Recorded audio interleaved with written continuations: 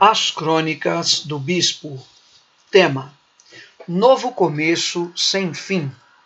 Uma lição sobre a ressurreição de Jesus. Parando para pensar, não dá nem para acreditar que cheguei até aqui. Comecei as crônicas no trono vazio. Crônicas é o título que dei para mensagens que eu tinha no coração e outras inspirações recebidas nestes dias do Senhor, que então eu escrevia e gravava a leitura para o canal do YouTube. Mensagens de visão e palavras que eu recebi do Senhor. Acredite, eu não fazia a menor ideia de que essas peças iriam compor uma obra maior, como um livro, por exemplo. Eu imaginei chamar o livro de As Crônicas do Bispo, porque envolviam outros assuntos e temas. Mas eu percebi agora que o propósito do Senhor era outro. Um dia, quem sabe, possa existir também o livro chamado As Crônicas do Bispo. Para mim, eram apenas mensagens separadas recebidas pela inspiração do Espírito Santo, em um tempo de muita consagração, jejum e oração, cobertura da igreja no mesmo propósito. Mas de repente comecei a reparar que havia um sentido maior e uma sequência lógica ditada pelo Espírito em meu coração e que estava me levando, escute, do Getsemane ao Gólgota, do suor e sangue de Jesus no Getsemane até a cruz, da prisão diante da traição de Judas até a morte do Senhor Jesus. Como se não bastasse, não poderia então faltar essa direção do Senhor ao meu coração, claro, a ressurreição. O título ficou assim: Novo começo sem fim. Trata-se do assunto da ressurreição do Senhor. Esse título, anteriormente, 1 ou 2 meses atrás, já havia se tornado no meu espírito a letra de uma música. Eu pensava nas pessoas que têm dificuldades com depressão ou nos adictos e alguns outros níveis de dificuldade. De pessoas que tropeçam, de pessoas que têm dificuldade de se firmar na fé. E daí me ocorreu essa inspiração da letra da seguinte maneira. Veja se faz sentido para você. Trocam almoço por cocaína. Trocam janta por cafeína. Traçam rotas de voo sem fim. Viagens de tropeço, sempre assim. Viagens sem volta, troca sem fim. Trocam ilusão por alucinação. Trocam a vida por qualquer caixão. Trocas que só os jogam dentro da prisão. Conselhos não os alcançam. Nas palavras eles não dançam, pois dizem, não servem de nada para mim. Dançam na violência e na vingança sem fim. Suas famílias estão em traças, suas vidas só carcaça e desgraça. Era melhor morrer, dizem, e dizem ainda, teria melhor fim para mim? É o que eu merecia. Seria melhor para o mundo e para mim. Seria melhor um mundo sem mim. Mas me falaram então de um homem. Disseram que ele sofreu tudo isso por mim. Me falaram que esse homem morreu sim. Me falaram que ele morreu por mim. Então eu descobri, no Filho do Homem, início e fim. Pois ele disse, manda os caídos para mim. No Filho do Homem, um novo começo, para você e para mim. No Filho do Homem, um novo começo sem fim. Trocam almoço por cocaína. Trocam janta por cafeína. Traçam rotas de voo sem fim. Viagens de tropeço sempre assim. No Filho do Homem, início e fim. Pois ele disse, manda os caídos para mim. No Filho do Homem, um novo começo para você e para mim. No Filho do Homem, um novo começo sem fim. Agora, gente, nós estamos fazendo a melodia para gravar a música. E está ficando muito bonito, diga-se de passagem. O irmão que está fazendo a melodia tinha apenas os riffs, assim, e ele transformou em uma canção muito especial. Ele é um rapaz muito talentoso. Novo começo sem fim é o tema que o Espírito de Deus me deu para falar sobre a ressurreição de Jesus e alguns dos principais eventos que envolvem essa primícia tão especial e genuína. Um poder grandioso foi liberado na morte de Jesus na cruz, quando expirou e entregou o Espírito. Veja, João 19:10. Quando, pois, Jesus tomou o vinagre, disse: está consumado. E, inclinando a cabeça, rendeu o Espírito. O véu do templo se rasgou de alto a baixo, além de outros dois eventos grandiosos na mesma cena. 2 de seus discípulos se encarregaram do sepultamento. Veja, Evangelho de João, capítulo 19, versículo 38. Depois disto, José de Arimateia, que era discípulo de Jesus, ainda que ocultamente pelo receio que tinha dos judeus, rogou a Pilatos que permitisse tirar o corpo de Jesus. Pilatos lhe o permitiu. Então foi José de Arimateia e retirou o corpo de Jesus. Também Nicodemos, aquele que anteriormente viera ter com Jesus à noite, foi levando cerca de 100 libras de um composto de mirra e aloés. José de Arimateia foi a Pilatos e pediu o corpo de Jesus. Já Nicodemos, também discípulo oculto do Senhor, já havia prevenido o sinédrio sobre esse homem, se referindo a Jesus. Veja que interessante, João 7,50. Nicodemos, um deles, que antes fora ter com Jesus, um deles era a reunião do sinédrio que ele participava. Perguntou-lhes: acaso a nossa lei julga um homem sem primeiro ouvi-lo e saber o que ele fez? Uma reunião do Sinédrio em Jerusalém dava conta dos grandes feitos e milagres de Jesus e já tramavam uma forma de destruir sua vida. Nesse dia estava presente o Nicodemos. Olha que incrível. Veja a importância de pessoas como um senador ou pessoas de influência para o corpo de Cristo. Nicodemos, que procurou Jesus à noite por ter medo dos fariseus, foi responsável pelos ungüentos de mirra e de aloés, preparação indispensável para o embalsamamento do corpo. É curiosa a história de Nicodemos. Veja, Evangelho de João, capítulo 3 e versículo 1. Havia entre os fariseus um homem chamado Nicodemos, um dos principais dos judeus. Este de noite foi ter com Jesus e lhe disse: Rabi, sabemos que és mestre vindo da parte de Deus, porque ninguém pode fazer esses sinais que tu fazes, se Deus não estiver com ele. A isto respondeu Jesus: em verdade te digo, se alguém não nascer de novo, não pode ver o reino de Deus. Muito bem, o lençol de linho, pressa e ausência dos discípulos que fugiram atormentados, temendo igual fim, ou desiludidos com a morte de seu mestre, completavam o quadro. Fico imaginando a dificuldade de descer o corpo, tirar os pedaços de ferro atravessado nas mãos e nos pés, além do cuidado com o corpo para não haver alguma queda ou deslize. Afinal, era o corpo do Mestre, o corpo de Cristo. A coroa de espinhos, aparentemente mais fácil de ser tirada, porque era externa. Bem, esse creio que gerou o maior de todos os contristamentos para José e Nicodemos. Sabe por quê? Porque bem acima da coroa estava escrito Rei dos Judeus, em grego, hebraico ou aramaico e em latim. Que paradoxo! Fariseus da maior estirpe, ditosos, sem dolo. Fariseus que manuseavam como ninguém a escritura veterotestamentária. Fariseus messiânicos se converteram mesmo, hein?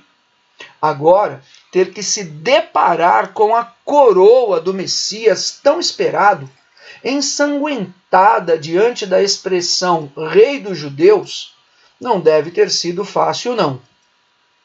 Me parece soar como um misto de paixão com desilusão, uma mistura de raiva e ódio com livramento. Tipo assim, melhor que aconteceu assim rápido, sabe? não daria para existir sofrimento maior. Morte é complicada mesmo. Pode misturar tudo na cabeça de qualquer um. Mas no fim, fazer o quê? Vida que segue.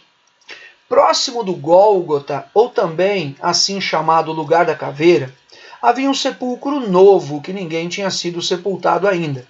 Veja o Evangelho de João, capítulo 19, 41 e 42. No lugar onde Jesus fora crucificado havia um jardim, e neste um sepulcro novo, no qual ninguém tinha sido ainda posto.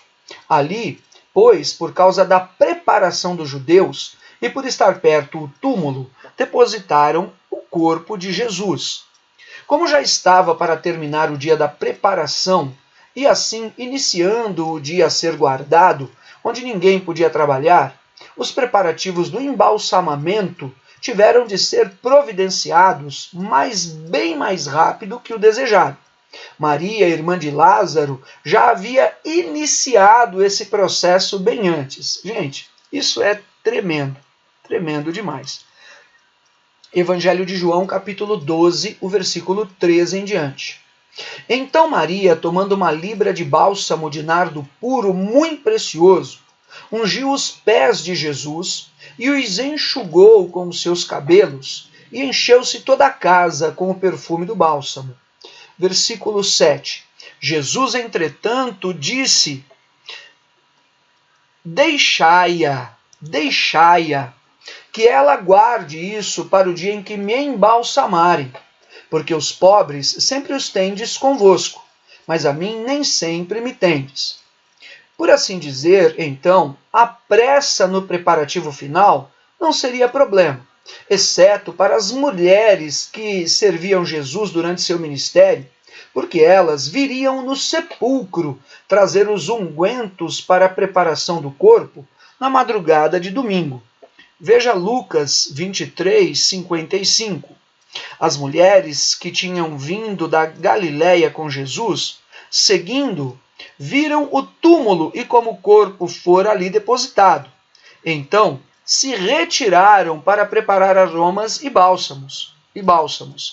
E no sábado descansaram segundo o mandamento. Ainda Lucas 24:1. Mas no primeiro dia da semana, alta madrugada, foram elas ao túmulo, levando os aromas que haviam preparado. Veio então o sábado, e de certa forma, tranquilidade e normalidade na cidade. Quanto mais para os guardas do sepulcro, que apenas se preocupavam com a boia, e com a troca de turno mesmo. Enquanto as mulheres descansavam inconsoláveis, guardando o sábado, os fariseus conseguiram de Pilatos uma escolta para guardar o túmulo, além do selo que ali fora colocado, dizem os estudiosos, como garantia e marca da inviolabilidade. Quando uma grande pedra foi rolada para fechar a sepultura. Veja Mateus 27, 62. No dia seguinte, que é o dia depois da preparação, reuniram-se os principais sacerdotes e os fariseus e dirigiram-se a Pilatos. Disseram: Senhor, lembramo-nos de que aquele embusteiro, enquanto vivia, disse: depois de 3 dias ressuscitarei. Ordena, pois, que o sepulcro seja guardado com segurança até o 3º dia, para não suceder que, vindo os discípulos, o roubem e depois digam ao povo: ressuscitou dos mortos, e será o último embuste pior que o primeiro. Disse-lhes Pilatos: aí tendes uma escolta, ide e guardai o sepulcro como bem vos parecer. Indo eles, montaram guarda ao sepulcro, selando a pedra e deixando ali a escolta. No fundo, essas preocupações todas, veja, só gerariam testemunhas e mais detalhes sobre a grandeza do evento. Ainda sobre o que se passava naquele sábado, imaginei o seguinte: de toda forma, o cansaço veio e provavelmente alguém até conseguiu dormir algumas horas de sexta para sábado. Mas o que me parece mesmo é que aquela foi uma longa noite em claro para os discípulos. O único que seguramente dormia e descansou de sua obra foi o Senhor mesmo. Escute bem. Certa vez me perguntaram onde Jesus foi quando ele morreu. Como assim? Onde Jesus foi quando morreu? Bem, a minha resposta foi bem simples. Ele não foi a lugar nenhum, claro que não. Ele havia morrido. Como é que o morto iria a algum lugar? Essa é uma discussão complicada, mas eu vou tentar ilustrar um pouco mais para frente, para trazer luz no assunto e você também não ficar confundido sem resposta, porque eu não quero confundir ninguém. Veja, 1 Pedro 3,19, no qual também foi, Jesus, né? No qual também foi e pregou aos espíritos em prisão. Meu Deus, que confusão! Enfim, voltando na história, chegamos à madrugada do domingo, o grande e esperado dia, o dia da ressurreição. O profeta Daniel havia revelado que o ungido seria tirado. Os seguidores da lei de Moisés e dos profetas é que não haviam entendido ou não podiam aceitar. Na verdade, estavam tão embotados em seus rituais que não foram sensíveis ao espírito de revelação na Escritura. Veja, Daniel 9, 25 e 26. Sabe e entende, desde a saída da ordem para restaurar e para edificar Jerusalém, até ao ungido, ao príncipe, 7 semanas e 62 semanas, portanto 69 semanas.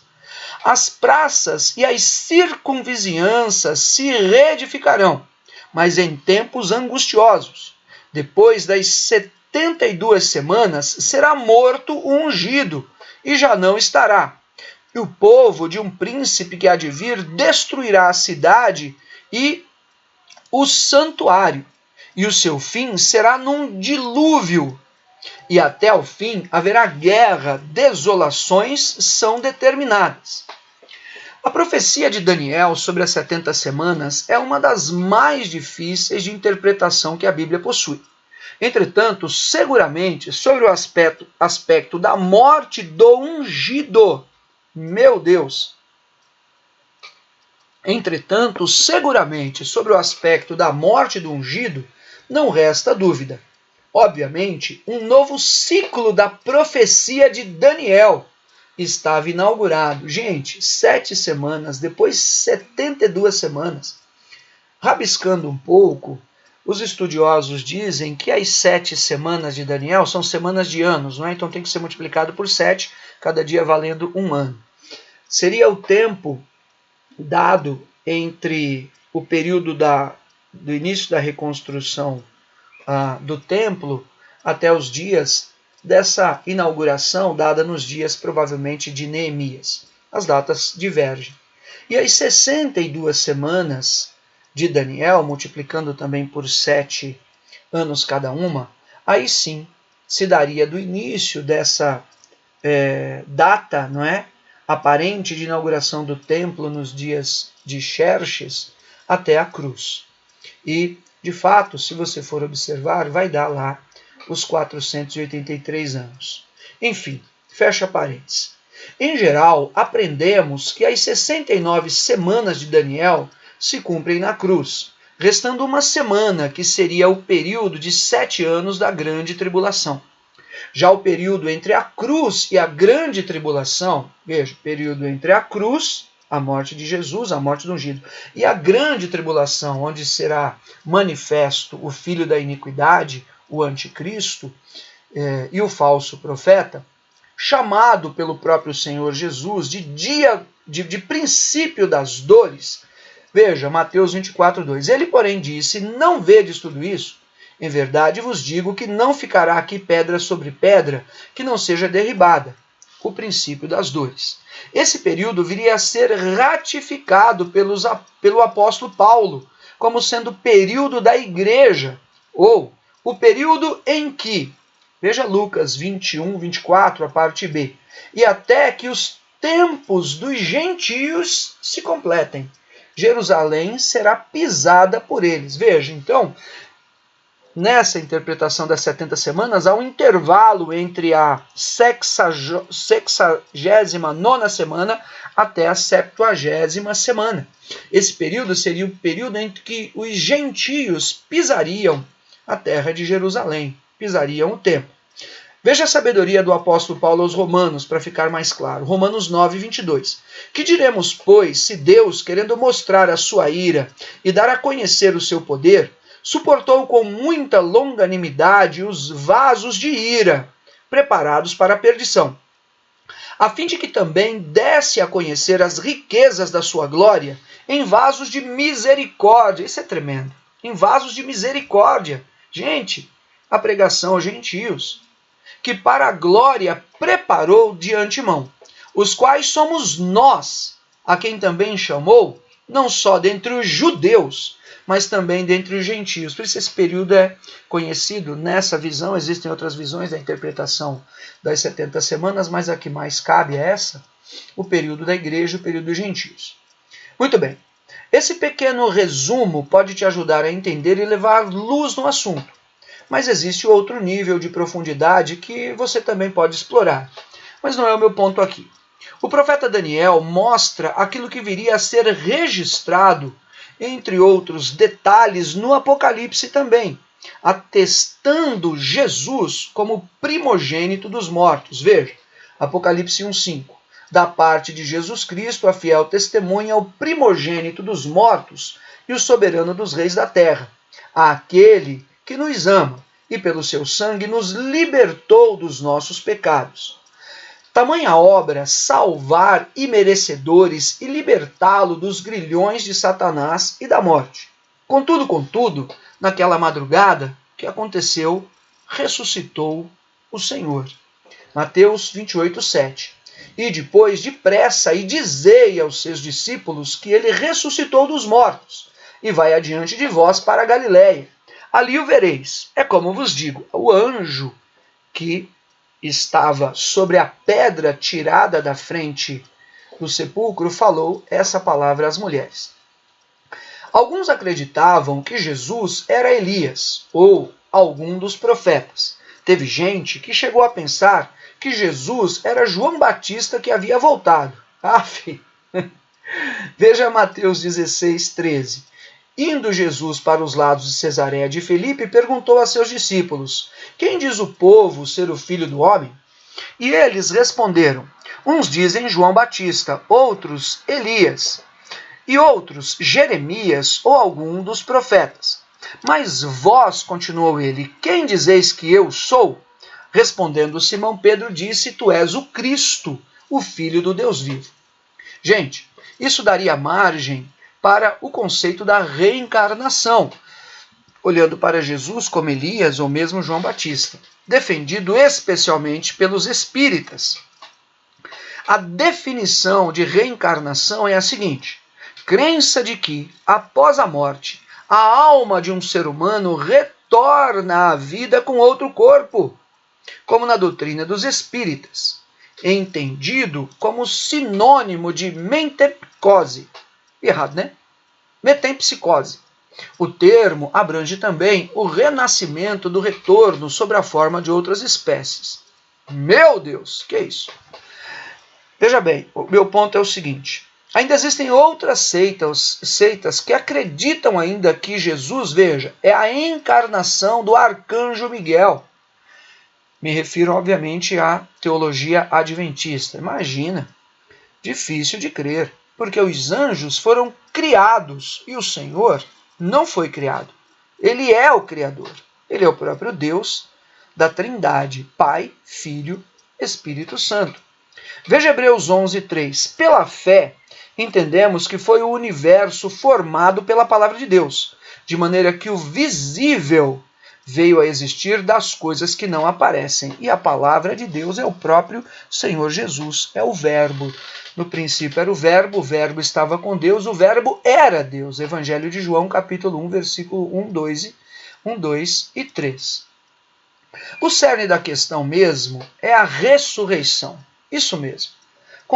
Confusões milenares à parte, O cerne da questão mesmo, gente, é a ressurreição. Se com ele morremos na morte na cruz, com ele também seremos ressuscitados. Veja 1 Coríntios 15, 20. Mas, de fato, Cristo ressuscitou dentre os mortos, sendo ele as primícias dos que dormem. Visto que a morte veio por um homem, também por um homem veio a ressurreição dos mortos. Meu Deus! Essa palavra é matadora contra toda e qualquer falsa doutrina, todo e qualquer ensinamento de demônios ou enganos gerados nas fases da igreja dos discípulos da igreja, né, pós Atos dos Apóstolos. Essa é a palavra matadora. Visto que a morte veio por um homem, também por um homem veio a ressurreição dos mortos. Agora veja, a definição de ressurreição é a seguinte, simples, retorno da morte à vida. Porque ao homem, está escrito em Hebreus, é dado morrer uma vez só, uma vez por todas, depois vindo o juízo. Bem, no terceiro dia, como Jesus já havia anunciado, o milagre aconteceu.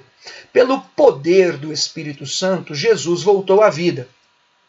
Veja Romanos 8:11. Se habita em vós o Espírito daquele que ressuscitou Jesus dos mortos, esse mesmo Espírito que ressuscitou a Cristo Jesus dentre os mortos, vivificará também o vosso corpo mortal, por meio do seu Espírito que em vós habita. Ressuscitou em seu corpo que havia sido pregado na cruz, mas agora corpo glorificado. 1 Coríntios 15, 44. Semeia-se corpo natural, ressuscita-se corpo espiritual. Se há corpo natural, há também corpo espiritual. Uma explicação rápida, uma menção rápida, Jesus apareceu aos discípulos e sumiu e desapareceu. Jesus comeu com os discípulos, o corpo glorificado subiu aos céus flutuando e desapareceu entre as nuvens, não sujeito à lei da gravidade, ou seja, o corpo glorificado é o mistério de Deus revelado através do apóstolo Paulo à igreja de Corinto, do qual nós também participaremos em vida no arrebatamento se ele voltar em nossa geração. Mas se não, seguramente, na ressurreição dos mortos, para nos encontrarmos com ele em glória nas nuvens. Muito bem. Uma vez que o salário do pecado é a morte, conforme Romanos 6:23, e Jesus não tinha pecado, conforme 1 Pedro 2:22, morreu, pois, pelos pecadores. Então, a morte não podia detê-lo. Percebe? Ele não tinha pecado. A morte tem autoridade onde há pecado. A morte não podia detê-lo. Senão, para o cumprimento das profecias, apenas por aqueles 3 dias mais ou menos. Lembra de Jonatas? Foi revelado ao apóstolo João, no capítulo 3, como Jonas ficou os 3 dias no ventre do grande peixe, assim também o Senhor ficaria no seio da terra. Subitamente um raio caiu do céu, e os guardas, naquela madrugada do domingo, os guardas, soldados romanos, caíram extasiados e atônitos, sem compreender o que se passava. O fato era que um anjo de Deus desceu como um raio e se sentou sobre a grande pedra que havia sido colocada, fechando a sepultura. Veja Mateus 28, versículo 1. No findar do sábado, ao entrar o primeiro dia da semana, Maria Madalena e a outra Maria foram ver o sepulcro. E eis que houve um grande terremoto, porque um anjo do Senhor desceu do céu. Chegou-se, removeu a pedra e assentou-se sobre ela. O seu aspecto era como de um relâmpago, e a sua veste alva como a neve. Os outros evangelhos, gente, complementam e dão mais detalhes do mesmo episódio. Enquanto os guardas fugiam e se dirigiam, os maiorais da sinagoga, as mulheres, vinham ao sepulcro. Primeiramente Maria Madalena, mas como não reconhecesse o Senhor, foi surpreendida, engraçado, né? Foi surpreendida mesmo pelo jardineiro. Veja João 20, 15. Perguntou-lhe Jesus: mulher, por que choras? A quem procuras? Ela, supondo ser ele o jardineiro, respondeu: Senhor, se tu o tiraste, dize-me onde o puseste, e eu o levarei. Disse-lhe Jesus, Maria. Ela, voltando-se, lhe disse em hebraico, Raboni, que quer dizer mestre. Recomendou-lhe Jesus, não me detens, porque ainda não subi para meu Pai, mas vai ter com os meus irmãos e dize-lhes, subo para o meu Pai e vosso Pai, para o meu Deus e vosso Deus. Na contramão de tudo isso, o que se passava, gente, escute isso, que tremendo. O que se passava era outra trama dos maiorais da sinagoga, com o pretexto de que os discípulos viriam à noite, e roubariam o corpo de Jesus, ou vieram à noite e roubaram o corpo de Jesus. Uma nova e grande conspiração veio à tona. Os líderes do Sinédrio prometeram defender os guardas diante do comandante. Os guardas, diante daquele episódio do anjo, extasiados, eles vieram até os maiorais da sinagoga. Nisso chegou Maria Madalena. Então, os líderes do Sinédrio prometeram defender os guardas diante do comandante, desde que eles sustentassem a falácia, a mentira, de que os discípulos haviam roubado o corpo de Jesus à noite. Veja o Evangelho de Mateus 28:11. E indo elas, eis que alguns da guarda foram à cidade e contaram aos principais sacerdotes tudo o que sucedera. Reunindo-se eles em conselho com os anciãos, deram grande soma de dinheiro. Grande soma de quê? De dinheiro aos soldados, recomendando-lhes que dissessem: vieram de noite os discípulos dele e roubaram enquanto dormíamos. Caso isso chegue ao conhecimento do governador, nós o persuadiremos e vos poremos em segurança. Eles, recebendo o dinheiro, fizeram como estavam instruídos. Essa versão divulgou-se entre os judeus até o dia de hoje. Olha, atenção, se você veio até aqui, eu sei que a leitura e o áudio está bem longo, e ainda vai mais longo ainda. Mas se você veio até aqui, faça um tempo, tome uma água como eu, faça um intervalo, tome uma água como eu, e preste bem atenção no que eu quero ministrar, no que eu quero falar daqui em diante. Porque existem alguns elementos e algumas revelações muito, mas muito especiais mesmo. Vamos lá. Preparado? Vamos lá. Imaginem a dor de cabeça e o roubo que tanta gente esteve exposta por conta dessa mentira espalhada em Jerusalém. Gente, a mentira de que o corpo havia sido roubado espalhou em Jerusalém, sabe? Espalhou mesmo. Você sabe, né? O que Deus não revela, o que Deus não revela, os irmãos contam. Bem, brincadeiras à parte, os guardas receberam dinheiro, preste atenção, para sustentar a mentira. Os guardas receberam dinheiro para sustentar a mentira. Uma observação importante sobre o suprimento da obra, sobre os dízimos e sobre as ofertas na igreja é a seguinte, atenção, está preparado? O diabo dá dinheiro para o mundo para dizerem que o corpo foi roubado. O diabo dá dinheiro para as pessoas no mundo para contar mentira, para mantê-las nas mentiras do pecado, do roubo, da prostituição, dos vícios, etc. Mas nós, servos de Deus, ungidos de Deus, chamados para a obra, não. Nós damos dinheiro na igreja para contar a verdade. Sabe qual é a verdade? Ele ressuscitou. Sabe o que acontece quando você está entregando dízimos e ofertas, valores e recursos na casa de Deus? Você está contando verdade. Você está dizendo nada mais, nada menos que Ele, o Senhor, ressuscitou. Veja Mateus 16:17. Então Jesus lhe afirmou: bem-aventurado és, Simão Barjonas, porque não foi carne e sangue que te revelaram, mas meu Pai que está nos céus. Também eu te digo que tu és Pedro, e sobre esta pedra edificarei a minha igreja, e as portas do inferno não prevalecerão contra ela. Dar-te-ei as chaves do reino dos céus. O que ligares na terra terá sido ligado nos céus, E o que desligares na terra terá sido desligado nos céus. A provisão e o suprimento da obra conta a verdade e edifica a igreja. O diabo dá dinheiro no mundo para manter as pessoas na mentira. Por isso, os soldados receberam dinheiro para falar que o corpo tinha sido roubado. Mas o corpo ressuscitou. E hoje o corpo é a igreja do Deus vivo. Em outras palavras, os soldados espalharam a mentira do roubo do corpo, mas os discípulos que seriam cheios do Espírito pregavam as boas novas, espalhando a verdade da ressurreição. Marcos 16, 19. De fato, o Senhor Jesus, depois de lhes ter falado, foi recebido no céu e assentou-se à destra de Deus.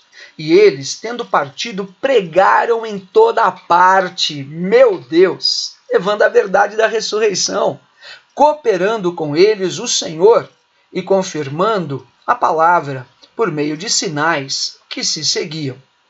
As mulheres anunciaram aos discípulos, voltando na cena, da ressurreição e da pedra tirada da frente do sepulcro, as mulheres anunciaram aos discípulos que o Senhor havia ressuscitado, fazendo com que Pedro e João se precipitassem rapidamente ao sepulcro.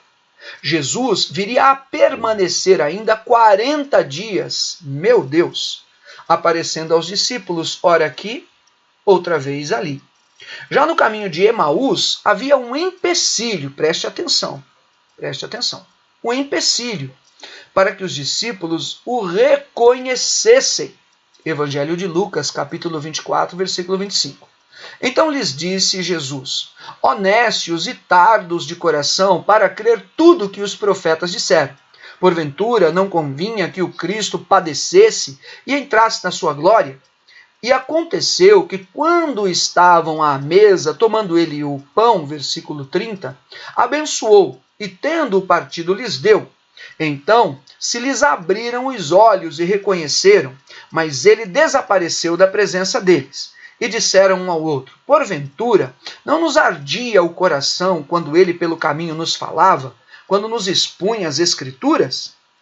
Veja, queridos, seja a dureza do coração, a resistência espiritual, ou mesmo a desilusão da cruz, no partir do pão, do corpo de Cristo, as escamas caíram dos olhos daqueles discípulos, nos mostrando, assim creio eu, passos muito importantes para a libertação das vidas, para se colocarem novamente nos caminhos de Jesus. Na casa onde estavam reunidos em Jerusalém, Jesus apareceu e desapareceu, não sem comer com eles. Falei primeiro da aparição de Jesus no caminho de Emaús. E esses passos muito importantes de libertação mostram a necessidade da pregação da palavra, da intercessão, oração, da comunhão dos irmãos, onde o Senhor ordena a bênção. Por sua vez, quando Jesus vem e aparece depois na casa onde os discípulos estavam, não sem comer com eles, muito menos sem soprar sobre eles, como que por falar antecipadamente sobre o derramar do Espírito, veja João 20, 19. Ao cair da tarde daquele dia, o primeiro da semana, trancadas as portas da casa onde estavam os discípulos com medo dos judeus, veio Jesus, pôs-se no meio e disse-lhes: paz seja convosco. E dizendo isto, lhes mostrou as mãos e o lado. Alegraram-se, portanto, os discípulos ao verem o Senhor. Disse-lhes, pois, Jesus outra vez: paz seja convosco. Não vou editar, gente. Vai ficar do jeito que está. Amém? Estamos juntos? Então vamos lá. Paz seja convosco. Assim como o Pai me enviou, eu também vos envio. E havendo dito isto, soprou sobre eles e disse-lhes: recebei o Espírito Santo. Se de alguns perdoardes os pecados, são-lhes perdoados. Se lhes retiverdes, são retidos. Essa aparição de Jesus na casa onde ele estava em Jerusalém. Em outra feita, agora com Tomé, o Senhor mostra as machucaduras mediante a indagação por total incredulidade de um dos discípulos que caminhara com ele, imagine, por mais de 3 anos. O desfecho não poderia ser melhor. Veja João 20, 26. Passados 8 dias, ou seja, uma semana depois, Estavam outra vez ali reunidos os seus discípulos e Tomé com eles. Estando as portas trancadas, veio Jesus, pôs-se no meio e disse-lhes: paz seja convosco, o mesmo que havia acontecido uma semana antes. Só que Tomé não estava, e Tomé, quando foi noticiado o que aconteceu, ele disse: eu só acredito vendo. A gente sabe bem da história, né? E logo disse a Tomé: põe aqui o dedo e vê as minhas mãos. Chega também a mão e põe-na no meu lado. Não sejas incrédulo, mas crente. Respondeu-lhe Tomé: Senhor meu e Deus meu. Disse-lhe Jesus: porque me viste, creste? E você poderia ler comigo esse final do versículo 29 do Evangelho de João, capítulo 20. É assim: bem-aventurados os que não viram e creram. Bem-aventurados os que não viram e creram. Sabe quem são estes? Somos nós. Então, bem-vindo ao time, ó lembrança, meu irmão, minha irmã, dos bem-aventurados. E bem-aventurança vai se cumprir na tua vida para que você viva todas as promessas. E não muito distante desses dias, a plenitude delas virá, se não para você, se não para mim, se não para muitos. A verdade, creio, que cedo ou tarde virá para todos nós, em nome de Jesus. Meu Deus, o desfecho não podia ser melhor. Senhor meu e Deus meu. Essa confissão de Tomé é impressionante, atravessa os milênios até agora e sempre estará aí. Deus meu e Rei meu. Difícil de entender, e somente pela fé é que podemos vivenciar e saborear os testemunhos da aparição do Senhor. As passagens sobre as aparições de Jesus para alguns são enigmáticas. Para outros, até hoje, parecem somente história de imaginação fértil. Mas na realidade, a dureza do coração e o domínio do espírito que age nos filhos da desobediência tem colocado em cadeias, algemas e prisões espirituais muitas almas a serem alcançadas. Veja, Efésios 2, 1 e 2. Ele vos deu vida, estando vós mortos nos vossos delitos e pecados, nos quais andastes outrora, segundo o curso deste mundo, segundo o príncipe da potestade do ar, do espírito que agora atua nos filhos da desobediência. É isso que de fato acontecia. Veja, somente o poder da pregação, o poder da palavra, o poder da oração e a autoridade da igreja constituída é que completam os elementos, para levar tamanha salvação e libertação adiante. Começando por desconstruir a falácia dos soldados que diziam que o corpo tinha sido roubado, até demonstrar no poder do Espírito Santo sinais, prodígios e maravilhas. Sobretudo, me parece que o que é necessário mesmo é a pregação do arrependimento dos pecados e das obras mortas da carne. Claro, a pregação de milagre, milagre, milagre vai acabar gerando superficialidade. Sobretudo, me parece mesmo que o que é necessário é a pregação do arrependimento dos pecados e das obras mortas da carne, para que os grilhões da morte espiritual sejam implodidos pela grandeza do poder do sangue. Isso mesmo, do sangue derramado na cruz. Daí, as escamas dos olhos de Emaús e de Tomé continuarão caindo. Os discípulos foram instruídos a seguirem para Galiléia, onde veriam o Senhor e posteriormente seriam enviados novamente para a Judéia, onde não o veriam mais. Veja Mateus 28:10. Então Jesus lhes disse: não temais, ide avisar a meus irmãos que se dirijam a Galiléia, e lá me verão. Gente, eu fico pensando o porquê desse vai e vem. Então na Judéia, vai para a Galiléia, volta para a Judéia. Por que desse vai e vem? Uma vez que eles já estavam em Jerusalém, não é? Bem, me parece que o Senhor desejava alimentar todas as lembranças dos discípulos sobre aqueles lugares todos, onde tantos sinais aconteceram, deixando assim bem frisado o propósito, a missão e o envio de todos aqueles homens. O que eu me refiro aqui é o seguinte: eles voltaram para Galiléia, em Cafarnaum. Quantos milagres, testemunhos, a mente deles começou a borbulhar. O Senhor esteve aqui, aconteceu isso, aconteceu aquilo, cura, ressurreição, milagre, bênção. E no mar da Galiléia? Pedro andou sobre as águas. Coisas grandiosas, tremendas. Me parece que essa é uma das explicações, do porquê sair da Judéia e ir para Galiléia, voltar para a Judéia e assim por diante. Na Galiléia, eles foram pescar. Imagino que eles iam fazer na Galiléia. Ia pescar mesmo, era o trabalho deles. E trazer suprimento para pôr na mesa. E também o alimento deles mesmos no dia a dia. Mas chegaram na praia no nascer do dia com as mãos vazias. Aquela pesca foi mal sucedida. Mas daí veja João 21,4. Ao clarear da madrugada, estava Jesus na praia, todavia os discípulos não reconheceram que era ele. Perguntou-lhes Jesus: Filhos, tendes aí alguma coisa de comer? Responderam-lhe: Não. Sinceridade, né? Sinceridade é tudo na vida de um irmão, né? Responderam: Tem de comer? Não, não temos. Foram sincerão.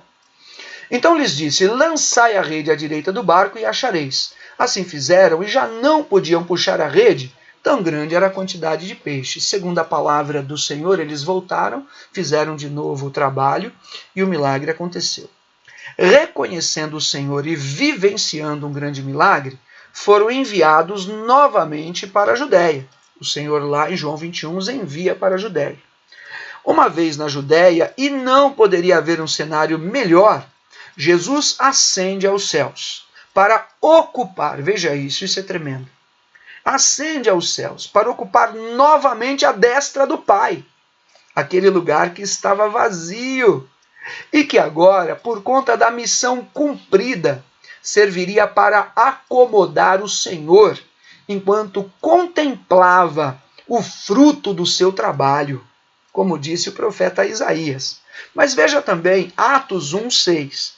Então os que estavam reunidos lhe perguntaram: Senhor, será este o tempo em que restaures o reino a Israel?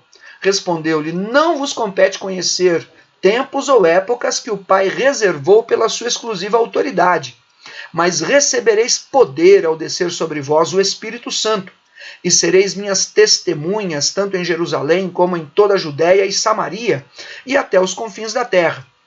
Ditas estas palavras, foi Jesus elevado às alturas à vista deles, e uma nuvem o encobriu dos seus olhos. E o versículo 10. E estando eles com os olhos fitos no céu enquanto Jesus subia, eis que 2 varões vestidos de branco se puseram ao lado deles, e lhes disseram: Varões galileus, por que estáis olhando para as alturas?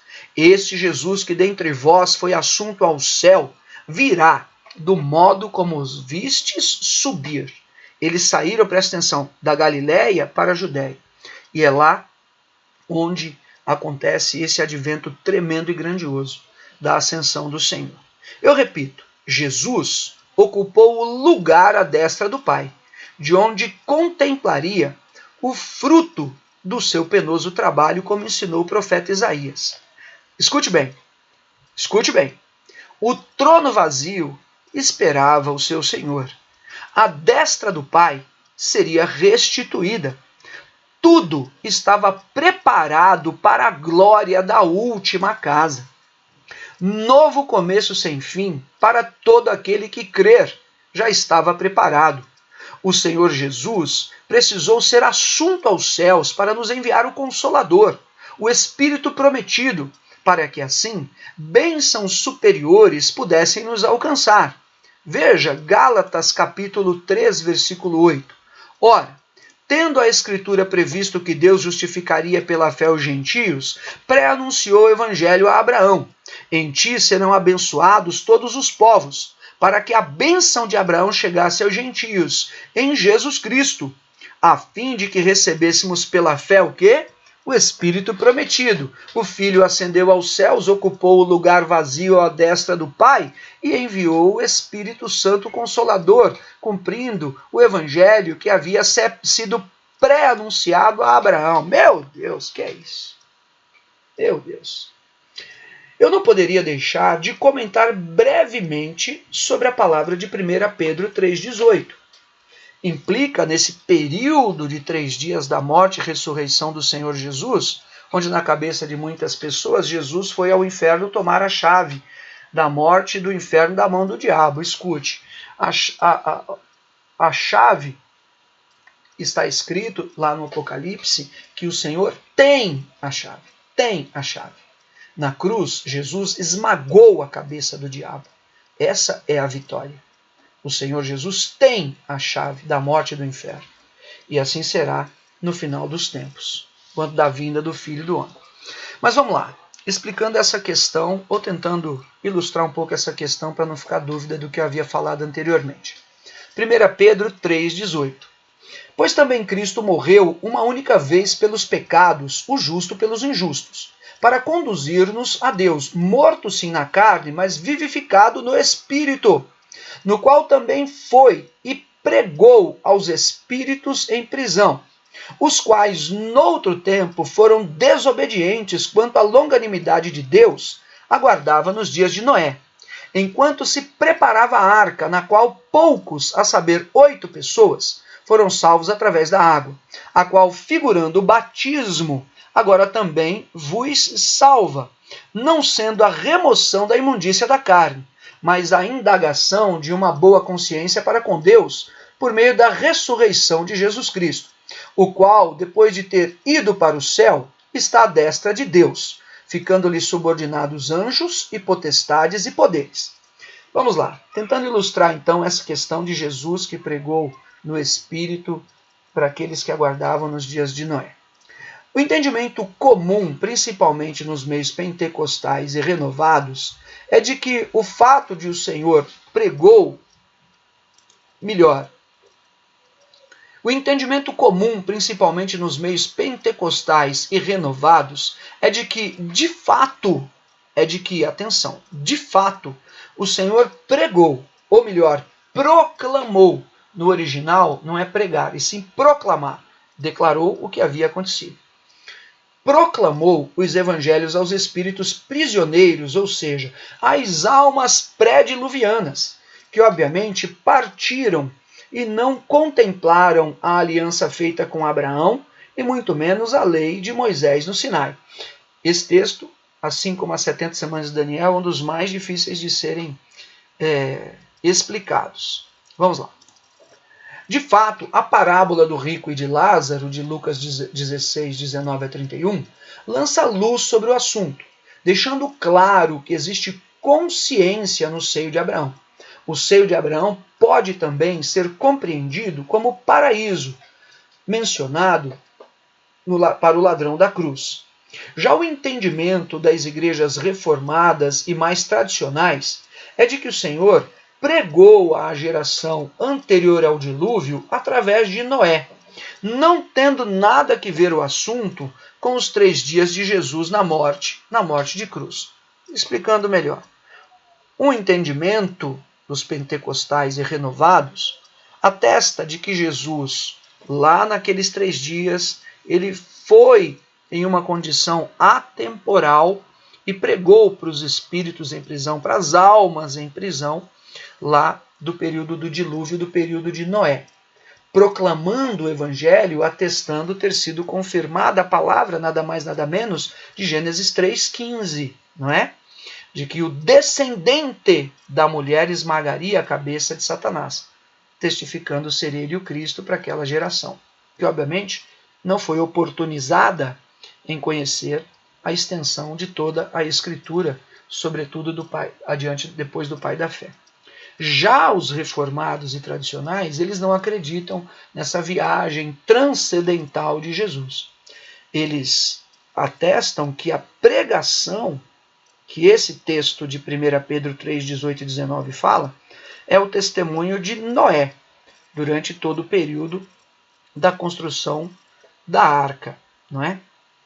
Veja, essa visão dos reformados, né, da pregação através de Noé, está bem alinhada com aquela resposta que eu havia dado quando me perguntaram onde Jesus foi quando ele morreu. É claro que era brincadeira. Agora, Explicando talvez um pouco melhor, creio que o apóstolo Paulo é que lança mais luz sobre o assunto. Veja, Efésios 4, versículo 8. Por isso diz, quando ele subiu às alturas, levou cativo o cativeiro e concedeu dons aos homens. Ora, que quer dizer subiu, senão que também havia descido até as regiões inferiores da terra? Aquele que desceu é também o mesmo que subiu acima de todos os céus, para preencher todas as coisas. Difícil de imaginar, mas sem dúvida, o registro acima lança luz no assunto. Amém? Agora, gente, a minha conclusão sobre isso, veja. Sobre assuntos biblicamente polêmicos que não levam ninguém a lugar nenhum, que são difíceis de discutir, como se Jesus pregou no inferno, sobre pré ou pós-tribulação, 70 semanas de Daniel, Néfilins, etc., me parece mais cabível reconhecer que as coisas ocultas pertencem a Deus. Melhor mesmo ficarmos somente com aquilo que está escrito, porque muitos acabaram se enveredando por caminhos de fábulas enganosas. E é por isso que você vê tanta seita e heresia por aí. Melhor mesmo é ficarmos na obra da cruz, na obra do arrependimento e na obra da salvação. Isso sim faz a diferença.